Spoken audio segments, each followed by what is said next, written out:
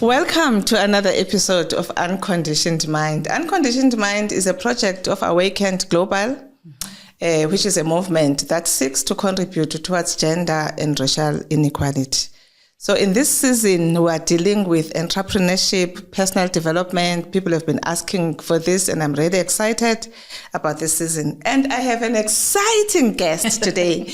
One of my daughters, Thami Nkadimeng, an author of a best-selling book, Finding the Purpose. She calls herself the Message Architect. I do. I'm so happy to be here. Welcome, my dear. Welcome. I know that we're going to have an exciting conversation today.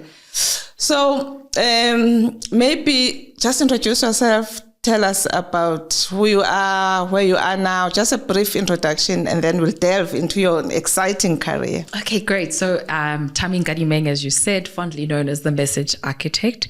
So my life has many different facets, but I think the one that's really taking up a lot of my time at the moment is I moderate and I program direct for presidents and heads of states globally, for ministers, quite high level, conversations, but also for high level corporates and organizations, the likes of the United Nations, Global Citizen, but to name a few.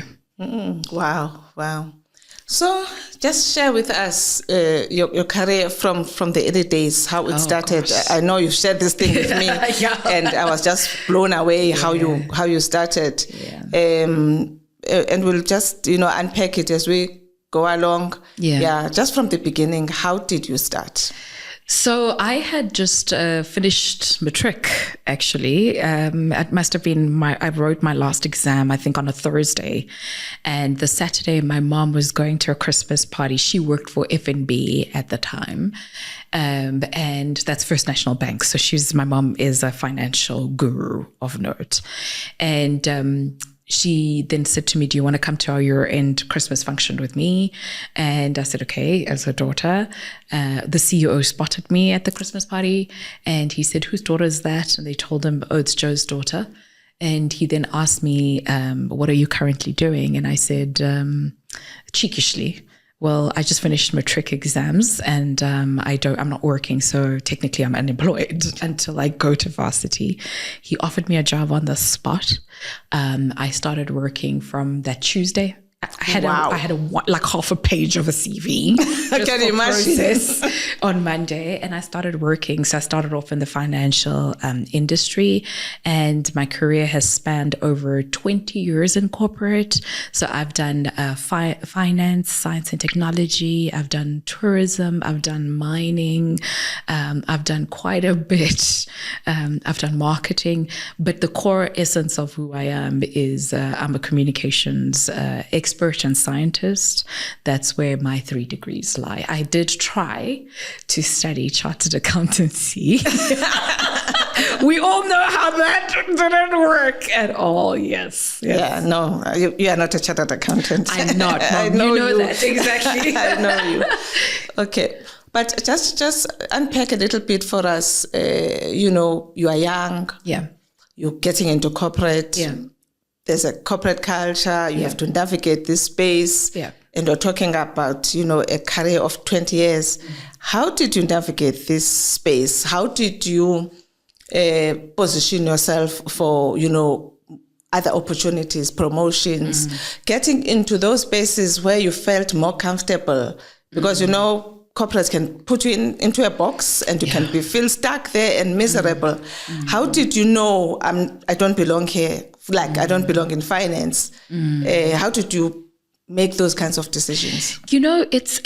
I love my journey because a lot of it wasn't conscious decisions. It was I needed work and I needed a salary increase to provide for myself. I started working at 17.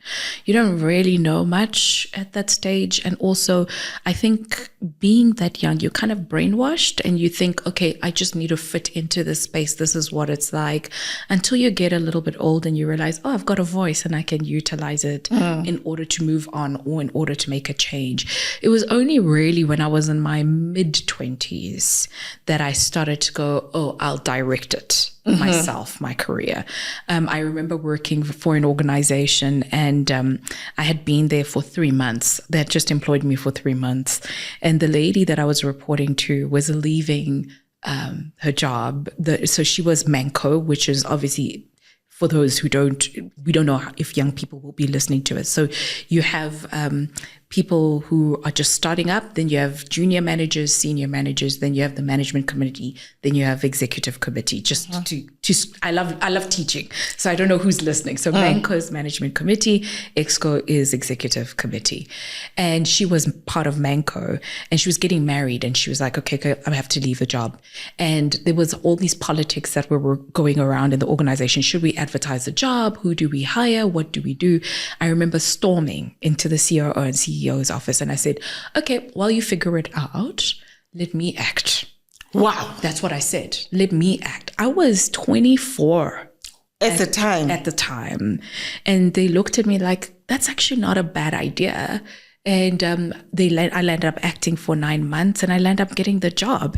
And at that point in time, things changed for my trajectory, because everything had to be benchmarked. So I was now earning triple my salary, if not quadruple my salary. Wow. The responsibilities I had, but also in that month, those 9 months of acting, I brought them the most money that they ever had.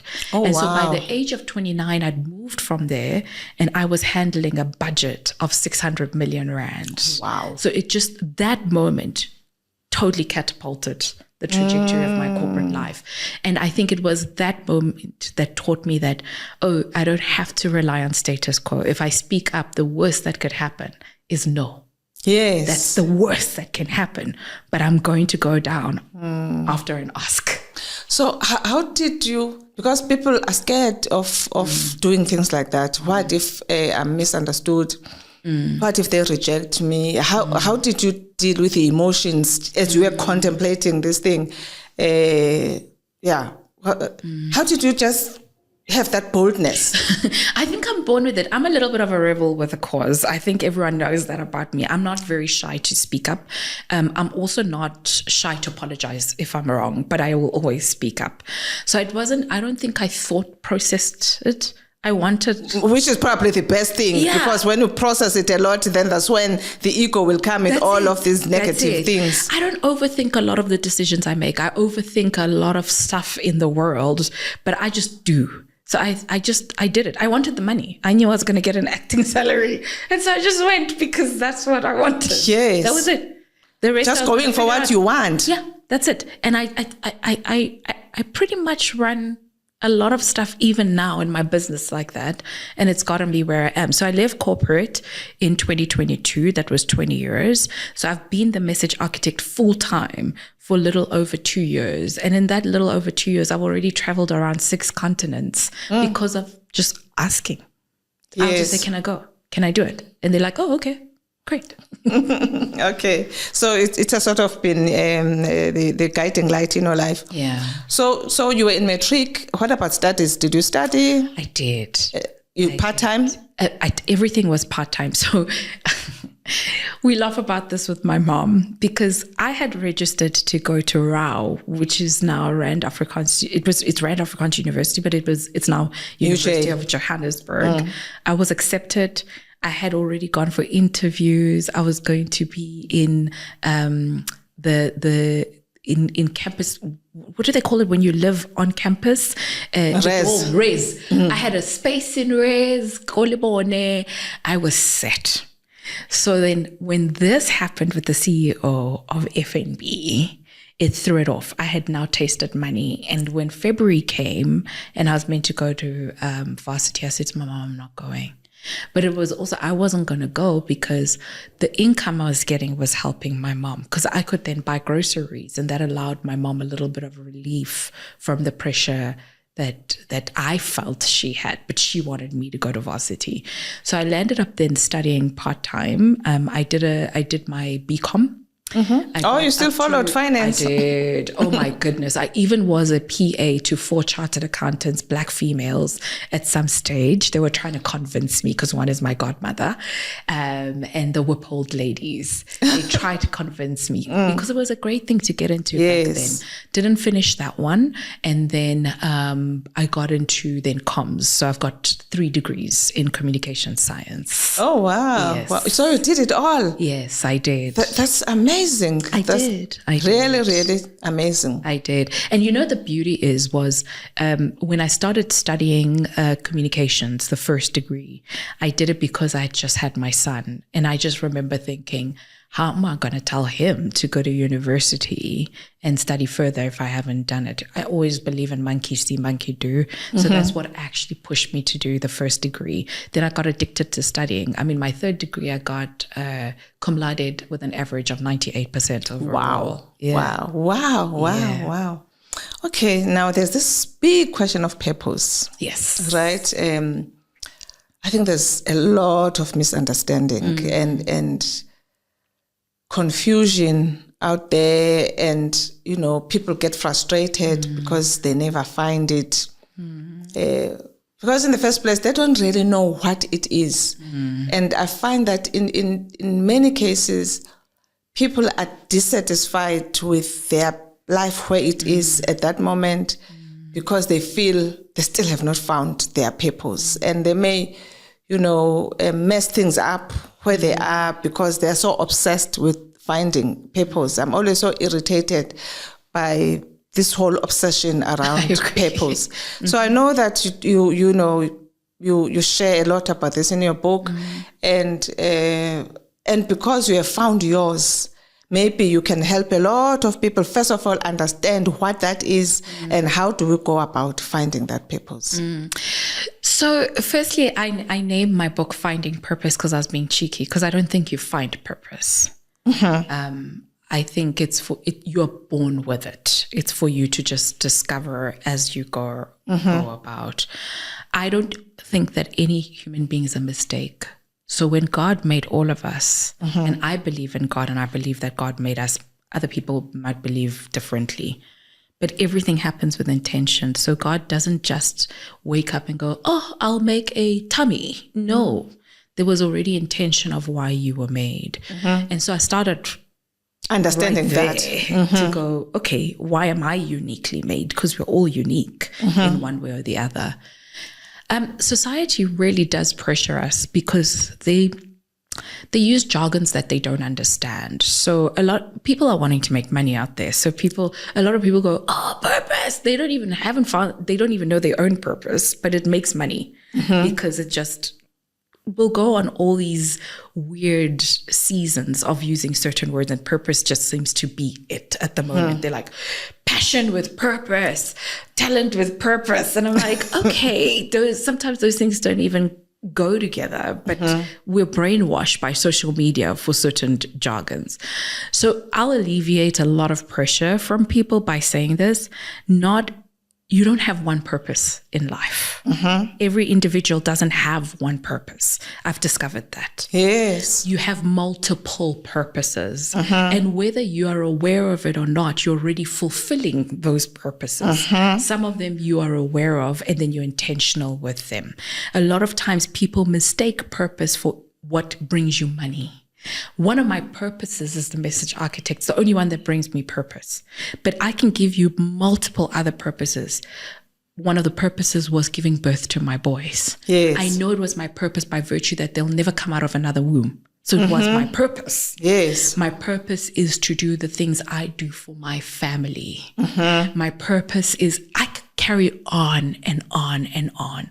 And so I want to encourage people to say, just because you are not aware of it, it doesn't mean you're not fulfilling it already. I mean, I always say that because of this frustration, that again, purpose is whatever you're doing right now. That's it. Right? If you are a student, your purpose is to be a student and finish your degree or qualification. That's it. If you just started your career and you are training and preparing yourself for the future, that's your purpose right there. That's it. Why are you now? I mean, I bump into young people in one of my boards. I bumped into this young lady at the bathrooms, saying, "Oh, you're on the board of this company. Yo, I'm. How do you become a board member?" I'm like, "You're a trainee. You're a trainee at one of the big 4 firms. That's it. Just focus on that now. Why are you now thinking about? I just want to be like Mam Nongu." And you're not going to focus on where you are now if you're dreaming to be Mam Nongu, who is over 60, right? You know, I love this point that you're making. We live in a society of instant gratification. So I laugh even when people look at the message architect and they go, "Oh, but she's only done it for 2 years and look at where she is." I'm like, no, you're discrediting the 20 years of work that I've put in to make it here. And so we romanticize a lot of things in this society, and a lot of young people are wanting to achieve the things that we are achieving at this age. I'm 40. I lived my 20s and I gained my experiences. I didn't just wake up and be on a board. I didn't just wake up and be the message architect and be able to carry myself around presidents. It took experience. And so what a lot of people are then doing is they are masking it and saying, "Oh, but it's my purpose." But they get there and they fumble. No, it's not your purpose. Yes. There's a difference as well between purpose and a calling. And that's what people just explain that. What do you mean? So the purpose is, for me, I think purpose is the how you go about to do things and how it affects other people. You're never living your life for yourself. It is how it affects and changes society or molds society or influences society. Or contributing to society. That's purpose. Purpose is never about you. The calling, however, is what God tells you to do to fulfill that purpose. Okay. So I am here to architect messages. That is my calling. Okay. The purpose is it advances humanity and society forward. Wow. Big difference. I get it. Okay, now take us back to 20 years. You're really happy with what you've achieved. And I know there's that thing, that bug that says it's time for change. It's time for something new. Did you, we'll share the story around that, but also, did you think that you are now pursuing your purpose, or what was going on in your mind during that time? So mine started a little bit before I actually left. So I had my second baby in 2019. And I remember at HR, they said, "Okay, so how long are you taking maternity leave?" Because I was already basically fulfilling executive role. You know, this is the thing again. The title doesn't matter. I was doing the actual job. I was the executive of corporate affairs where I was working. And I said to him, "How long can I take?" I wanted to take the longest amount of time. I said, if it's 6 months, it's 6 months. I'm taking 6 months. Because I knew I was miserable. I knew. So when I was on maternity leave, I started to question a lot of things with God. I said to him, why am I uniquely made? Because I'm feeling miserable. I've got the nice cars, the nice house, the nice salary. I'm this young hip hop and happening girl, but I don't go to bed feeling fulfilled. So what do I need to do? God being God, took me back to work. I went back to work for 2 years. After that? 2 years after that. I was doing it on the sideline. So what I would do is I declared it so that there's no conflict of interest. So at my full-time job, I would take leave every time I needed to be on stage. And I was getting income there. So I was building. And the CEO knew. So that's what I was doing. And it got to a point where I was making the same amount in an hour what I was making my corporate job in a month. Wow.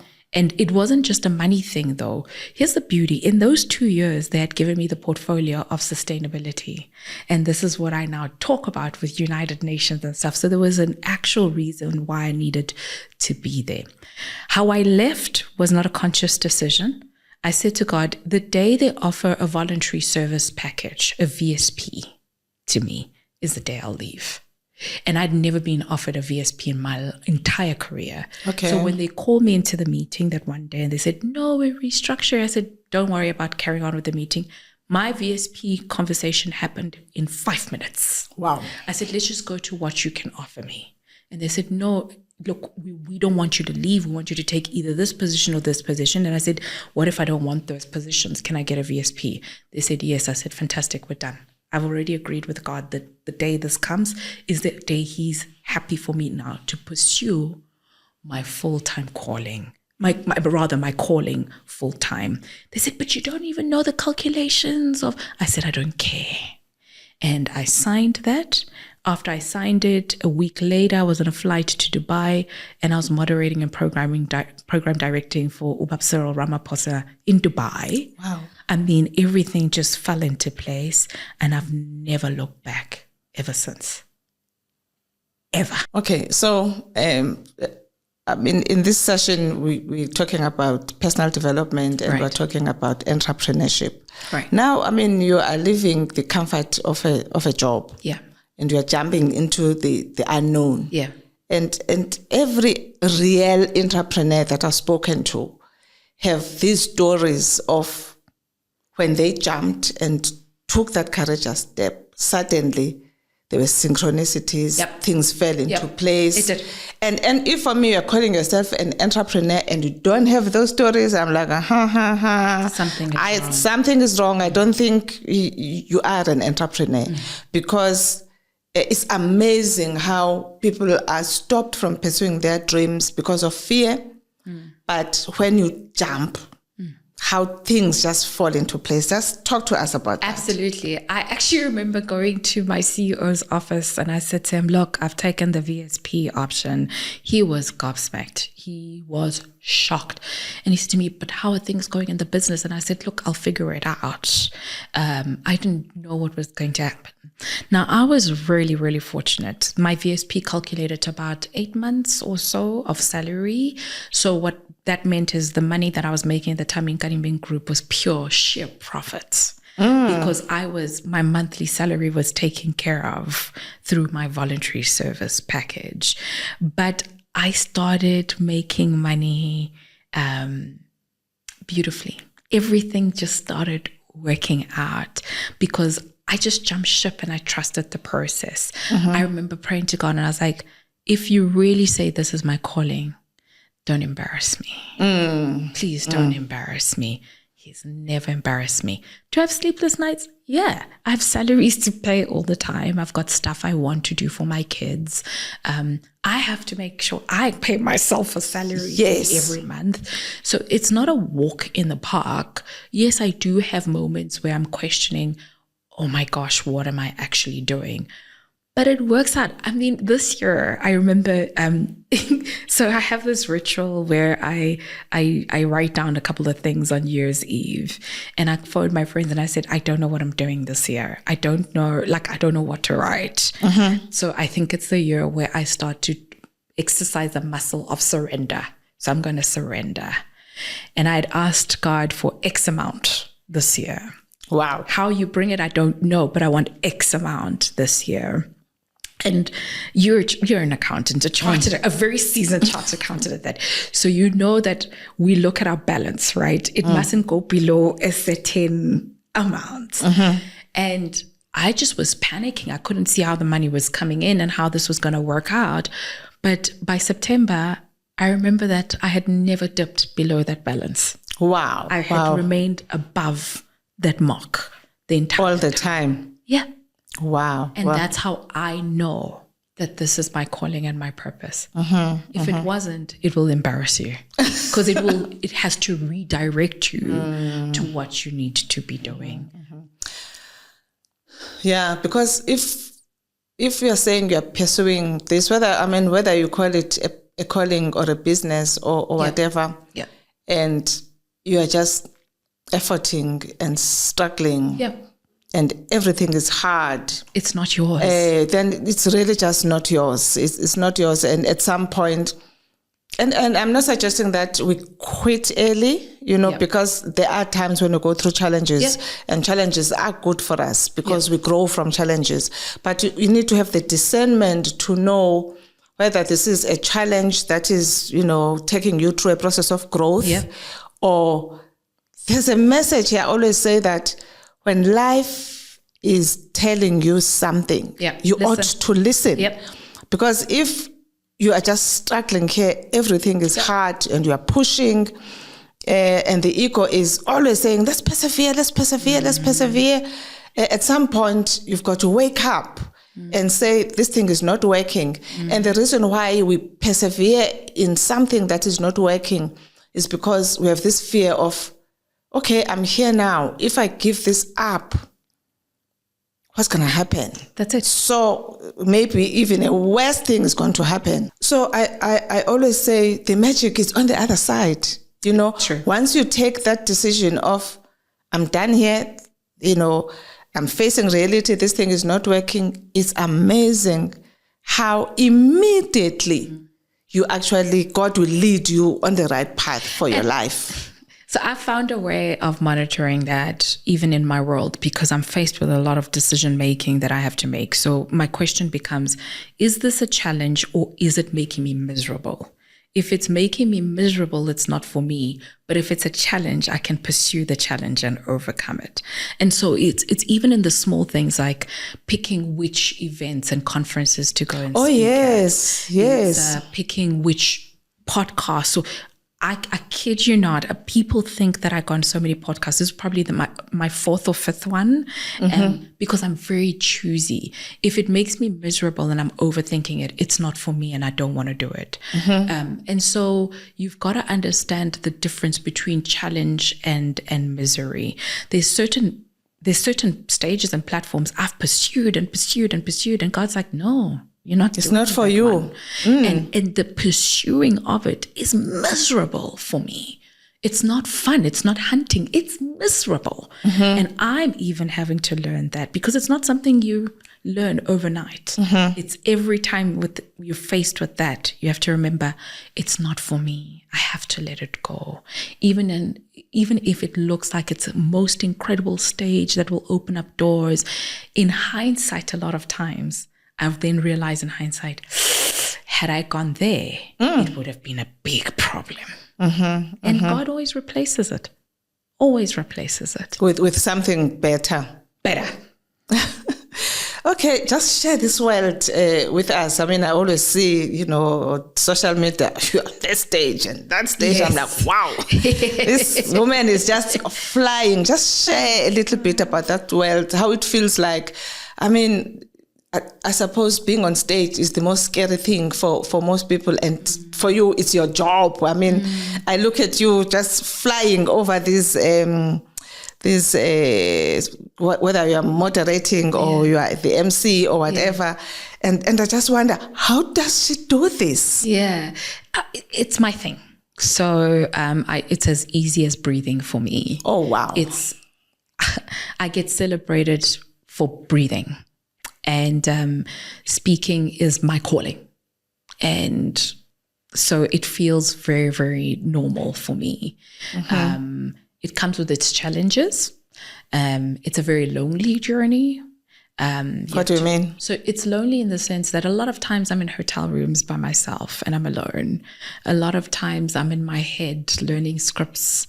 And it baffles you mentally, because I have to learn scripts, then unload them from my brain to then learn a new script and offload it. So there's techniques I've had to learn.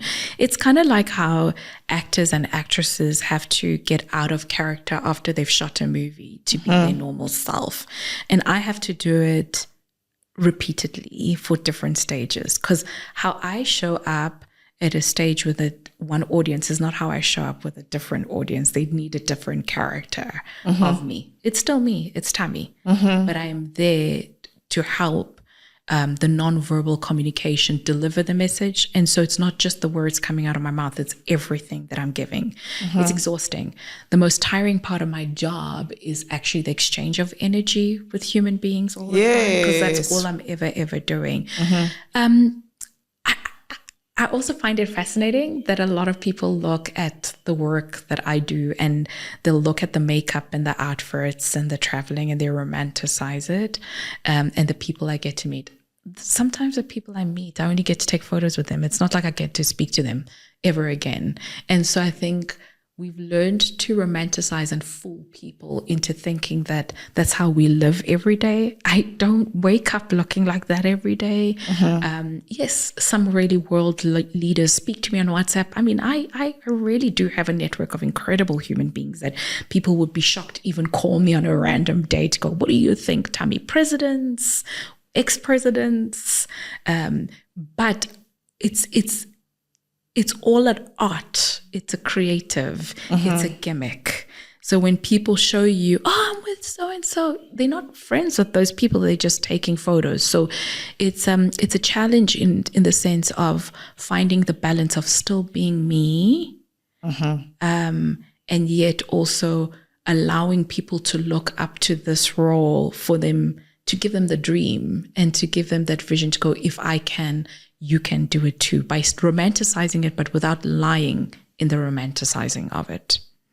I mean, you can easily make a very big mistake, here, you're on a big stage and you make a mistake, or you can be caught up in politics or whatever. How do you ensure that you protect yourself from all of that? So I'll give an example with my birth country, South Africa, and my stance. You'll notice that if anybody had to ask me which political party I favor, nobody would be able to answer that. And I've had to learn that my calling is to defend my country, not a political party. And so I'm just giving an example of how you have to stay super, super neutral when it comes to those kind of spaces. Yes, I'm biased on certain leaders, but remember, I'm not following their title. What I love and I'm honoring is that human being. And I've had to learn that you can honor also position without honoring behavior. Okay. Yeah. Yes. So I have to respect my leaders and I have to deliver for them. It doesn't mean I'm agreeable to the mistakes that they make. And so I've had to learn to be very discernment. I have a lot of discernment, and it's not. I'm not perfect at it. I'm sharpening it all the time. So part of that is learning when to shut up. So you're not caught up in things that you don't need to be caught up in. Okay. Now, I mean, you're talking about these stages with big people and all of that. We know that we're always struggling with comparing and contrasting ourselves. And you may, be on this big stage with big people, and the tendency is for the ego to shrink, and you see yourself so small in this kind of environment. It's just amazing how we don't appreciate our own greatness. We don't appreciate our own gifts, our own talents. That you may be with a president, you're not trying to be a president. You don't have to be a president, but you can be comfortable in your own greatness in terms of what you bring in this situation. How do you remain authentic and be yourself in the light of all of these stages and all of the people that you meet? Not even the president, the people at your level, for instance, who are doing the same thing. You may be, panelists for different panels, for instance, and you're leading a certain panel. Someone you admire may be leading another panel, and we always compare and contrast. Oh, that one was better than me, or whatever. We do this all the time and bring ourselves so much suffering because we don't appreciate who we are. Yes. This reminds me of a private call you and I had. Remember when you said, Thami, is that imposter syndrome I'm smelling? Remember our phone conversation, but we won't share that. Look, with the work I do, I've come to master the art of the fact that by the time I'm chosen to moderate, I've already won. So I've already won. My job then at that stage is to help everybody else on that stage shine. It helps me because it's not about me. anymore. I've already paid. Whether I do a good job on that stage or not, I've already won. Yes. So the focus shifts.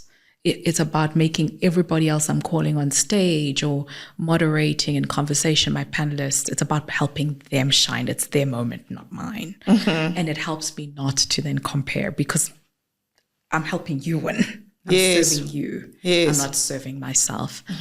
I have really great people I always say I don't have a circle of friends. It's too big. I have a dot. That's how small it is. It's a dot of friends.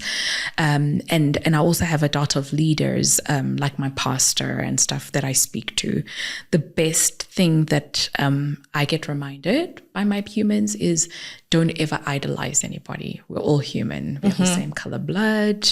We all report to the same authority in the heavens above. And I think once you remove the idolization of other people's achievements, because that's in essence what looking up to, and that's what makes people celebrities, is we idolize their achievements and then we want to either attain it or be associated with them. There's nothing wrong with looking at people and say, I really like what they do, but I've learned the art of seeing everyone as human and not as, oh, I'm with so-and-so.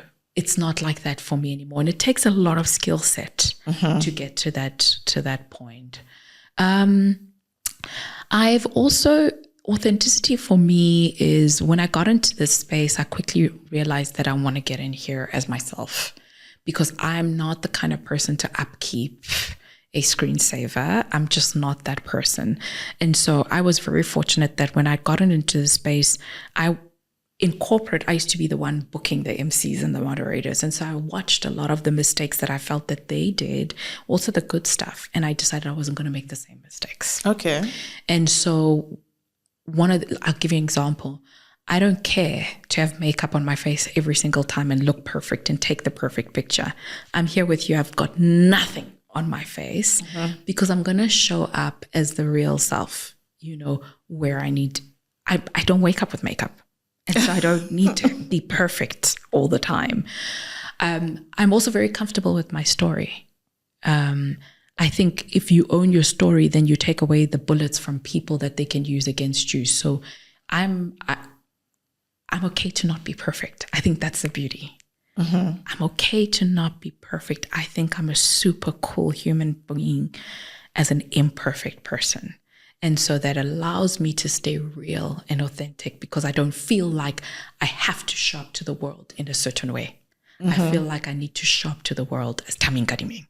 That's it. Okay. That's all you need to do. You don't need to be anything else other than that. That's it. So if Thami Nkadimeng is going to come and show up to the world sad today, she's sad. If she's going to show up happy, she's happy. If she's going to show confrontational, she shows up at that. Because the minute you're saying you want to show up as a brand, you're not authentic because you're always going to want to lean in showing up in that particular way. And there's no one-dimensional human being in this world. Yes. Never. No, that's true.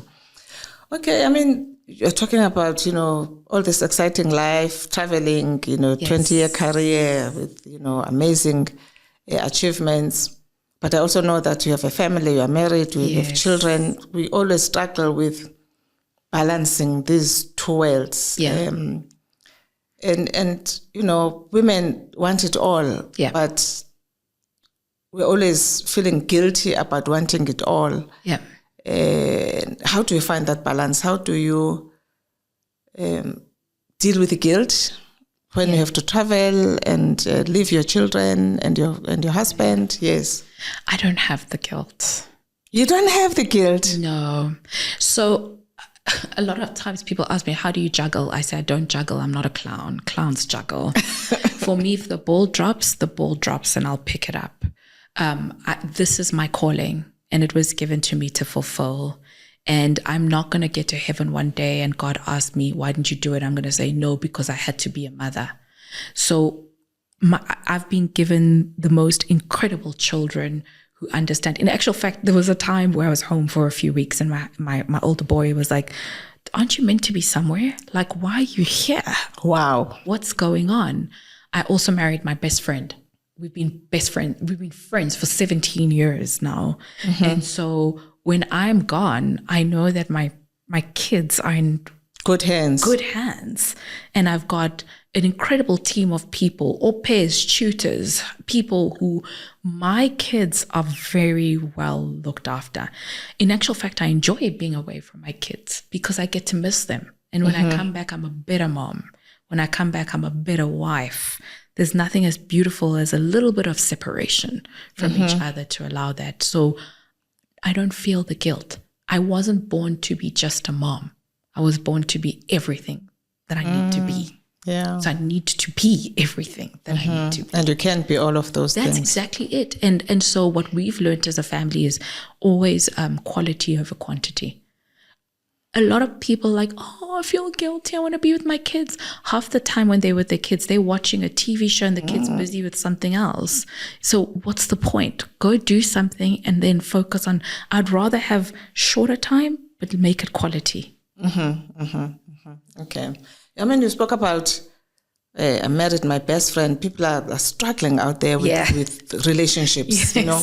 I mean, there are very few people who can speak like that about their partner or their marriage.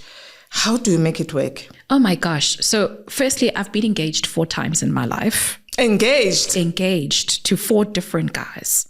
My current husband is my 4th engagement. And he's my 2nd marriage.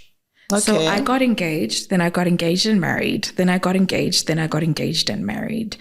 And so a lot of times people see the outcome of what Tony and I are, but they don't realize what went into getting there.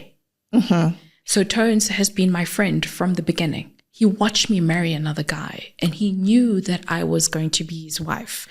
God had kind of already told him that. But I didn't see it. And I went on to marry somebody else. He was there for me during the divorce. He was there for me dating another guy. And then we landed up together. And I don't underestimate the power of marrying somebody that you've built your foundation on friendship. Okay. Impinjam. Iskimsam. I don't always like him. He doesn't always like me, but we love each other all the time. And so we're also okay with not having roses and petals. Actually, just the other day, we were celebrating our anniversary. And so one of my friends, somebody that I know, phones me and she sees me lying in bed in PJs. And she says, but it's your anniversary. You should be doing something. And I said, you know, Tony's my husband. If I want to have strawberries and cream with Tony next week, I can do that. I don't have to do it today because it's an anniversary. I think what a lot of people are trying to do is to uplive this perfect picture that's Instagram and social media paints for us. The healthy relationships don't actually need all of that. No. Oh, maybe before we move into another subject. You know, life is a challenge, right? And we've gone through challenges in life. And we don't always know how to deal with challenges. And sometimes we don't even know how to deal with big success because, I mean, I've seen so many people who have achieved big and they fall flat after that success. So just share with us how the biggest challenge you've had and how you dealt with that, and the biggest success you've had and how you've dealt with that without falling down, like some people do. So I think from childhood, I was trained to deal with challenges. I had a very challenging upbringing. And so I've learned that challenges are part of life. I always say life is like a battery.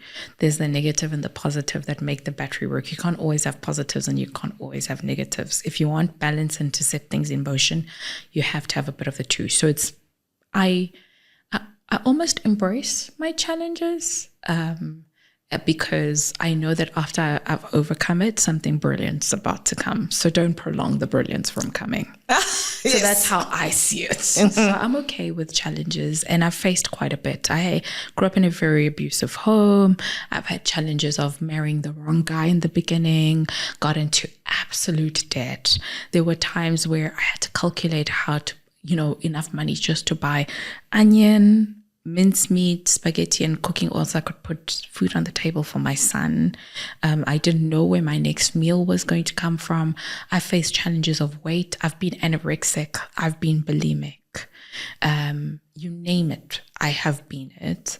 I was addicted to smoking. Thank goodness it wasn't heavy drugs, but I was a heavy smoker, and I quit quite a few years ago. These are the things that people don't know about me. I grew up with an alcoholic dad, so I have to be very careful even how I consume alcohol, because it's a mental challenge that I now have to be very conscious of all the time.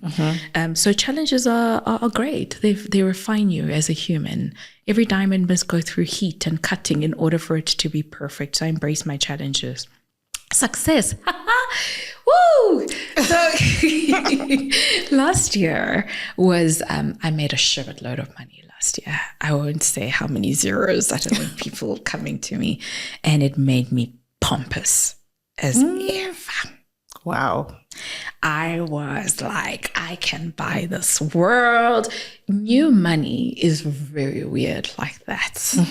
And I just watched God start to reduce the income that I was getting because I was becoming arrogant. And I knew that God was teaching me a lesson. And and it felt like a fall for me because things weren't coming in as they were. And I needed to understand the lesson. And when I understood the lesson, the money started coming in again. Oh, wow. And so for me, I think the biggest lesson in that was none of the stuff belongs to me. It's God's. I'm just a custodian of it. And so you've got to stay humble because life is super fluid. Yes. Super fluid. And so the biggest issue we have is when we have arrogance, then the downfall is embarrassing. Oh, yes. Without arrogance, the downfall is normal. Everyone goes.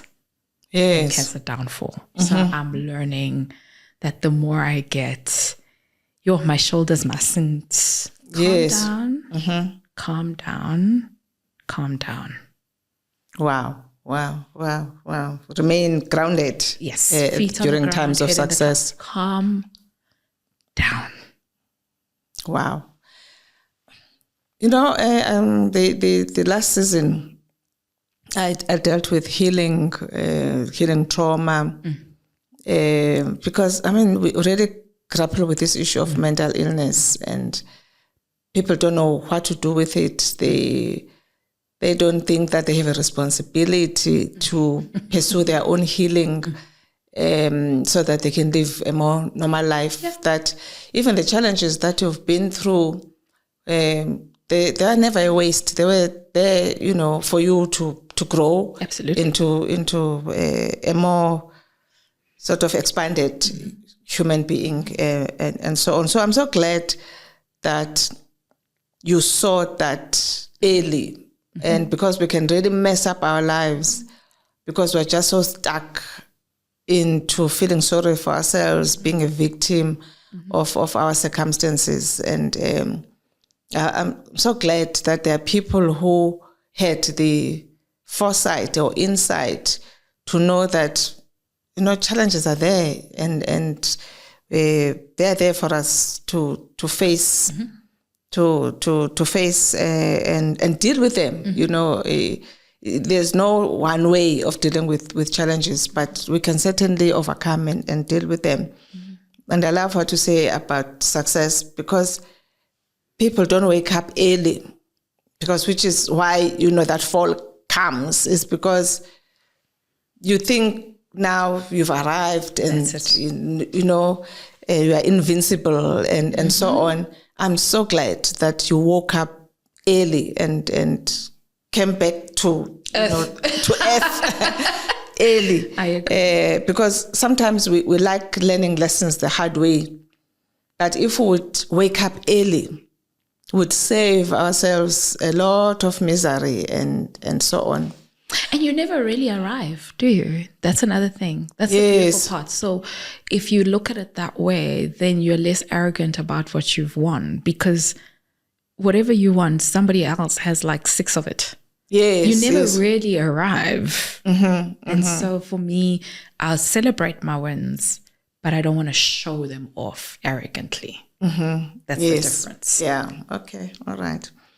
Now, I mean, we've got this challenge of women, women's advancement. I suppose we've achieved a lot, and we must celebrate the achievements, but we know that it's still not easy for women, again, juggling career and family, and this expectation from society that we must just carry this burden of unpaid work for women and so on.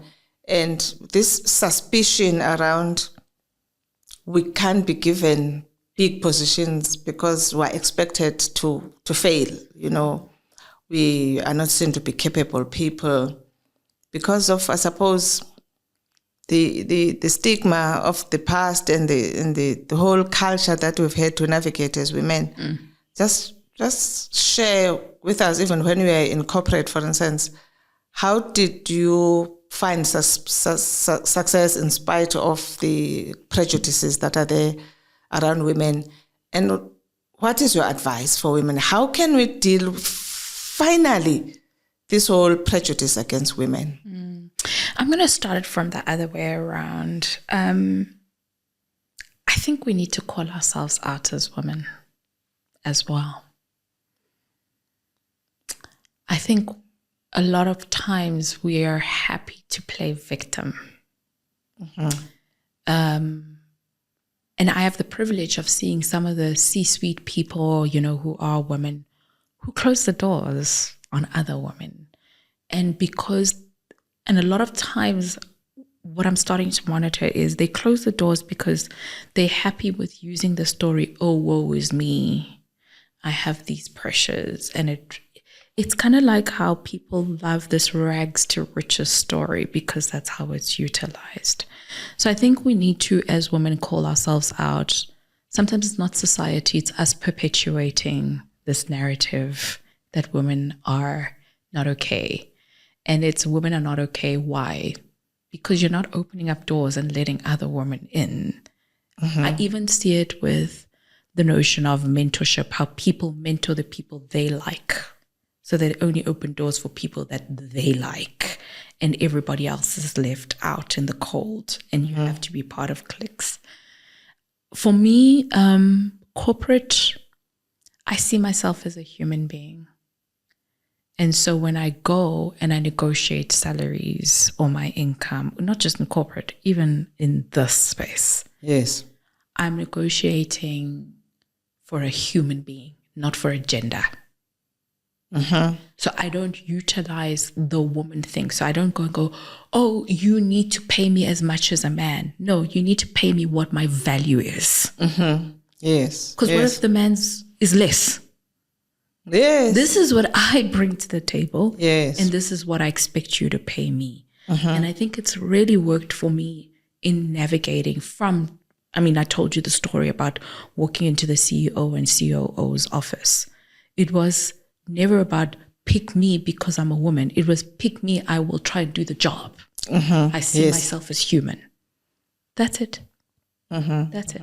And I think the more women start to see themselves as human beings and not just as a gender, the more they'll be able to stand up with pride and be able to navigate.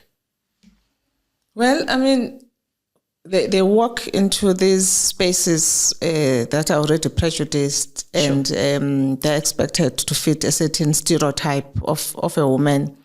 And unfortunately, we project these things. The energy may be there, but we also then project, this is how they're going to treat me. Yes, this is exactly. And so on. And I find that most women are not able to authentically present themselves, right, and sort of expect what they are worth, expect the promotion because they are worth the promotion. So they go in with a sort of defensive mode of, you're already prejudiced and therefore you have to see me, you have to appreciate me, you have to, and I find that when they use that tactic, that's when they lose the respect of people. But if they would find that authentic thing, and I mean, I share in my book, when I was young, very young, I could never even allow myself to be seen to be an incapable woman, black woman, for instance. I just knew what I was worth, who I was, and I was able to expect that. And I found that I never had to fight for anything because people already, respected me. But even when I got into spaces where there was prejudice, how I dealt with that prejudice, it dissolved immediately because I knew who I was. Exactly. I was always coming from a place of knowing who I was. I mean, if I'm the lead auditor on this job, I don't care what you think. I know who I am. I'm the lead auditor. The fact that you think that as a black woman I'm not capable, it's your business. It has nothing to do with me. And opinions are not facts, right? So what I learned in corporate as well is to live by policy, not by emotions. So a lot of the stuff I'd say, what does the policy say? If the policy says to me I can take leave, then I'm going to take leave. I'm not taking leave because I'm a woman. I'm taking leave because the policy says I can as a human being. And so I had to become quite hard. And I think in society they'd call me a tomboy. So my testosterone levels are quite there already. So somebody described me as a bulldog the other day. I was like, really? Is that a kind thing to say? So for me, it's maneuvering around life factually, not emotionally. So I'm not getting time off to be with my kids because I'm a woman. I'm getting time off to be with my kids because I'm a parent. Yes. Factualize it. Do you understand? And then that way it's also not, then the fight is no longer about just for women. It's about for human beings, regardless of what their gender is. Yeah. That's it. Okay. All right. So, I mean, we are still in a transition as South Africa, as far as I'm concerned, in terms of economic empowerment and the advancement of black people generally. And you look at the continent, it always pains me that we are such a rich continent, and we still, after so many years after liberation, we still have not been able to find that place of owning our own economic transformation, of putting the past behind us and knowing that we're just, as you are saying, as talented as any human being. We can make our countries work. We can, be wise in how we use our resources instead of just continuing to be victims of exploitation of other nations. And I agonize over this issue in terms of, when are we as Africans ever going to wake up to who we are? Instead of just perpetuating the story of the past and proving everybody right about who we are. You travel, to many countries, you see a lot. Just unpack this thing for us. What can be done? What do you see out there? And what advice can you give to us as Africans and African leaders generally? Kind of like how the word purpose is misused. The word healing is also misused. I think people throw around the word, but they don't actually actualize and action the healing part of it. I think Africans need to heal. I do believe that history is factual, but it doesn't need to be repeated. We keep on using that crutch of this is what they did to us and this is what they did to us. We don't lack conversation. We lack implementing the solutions. We're very good at speaking about the solutions, but I also find with Africans, are we really willing to put in the work and implement in order to self-actualize as Africans and move forward? A lot of the times we're left on the back burner as Africans because we come up with the solutions verbally, then we expect others to take it and implement it on our behalf. And then we moan when they've implemented, you've taken it from Africans, then why didn't you do it yourself? Yes. I look at countries like Canada. There's nothing different from Canada to whichever other African. The difference is they implement. They're solutions driven. We love to talk. Yes, yes. We love to talk. But are we actually putting in the hard work? Are we? Yeah. And I'm not talking just in public when people are going to clap hands behind closed doors. I look at this, even women empowerment. I've seen women who go, women empowerment. But the way they treat their staff that are women and employees. So are you really wanting to advance as Africans, or are you just doing it for clapping of hands? That's the first question we need to ask ourselves. That's true. Okay, we've come to the end of the session. Yeah, I always wonder, how it's always a wonder to me how this time flies. Yeah. Just your last word to the young people out there who've watched you, who look up to you. What advice can you give to them as we close? Sure. Who look up to me? Wow. Am I lookable? Am I lookable? Lookable, if there's such a word. I think the first thing I would just implore young people, please don't try and be me. There's only me. There's only one me. You can be fascinated by what I do. You can be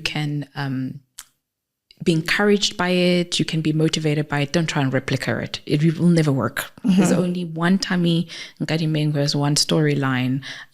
Nobody can ever redo it.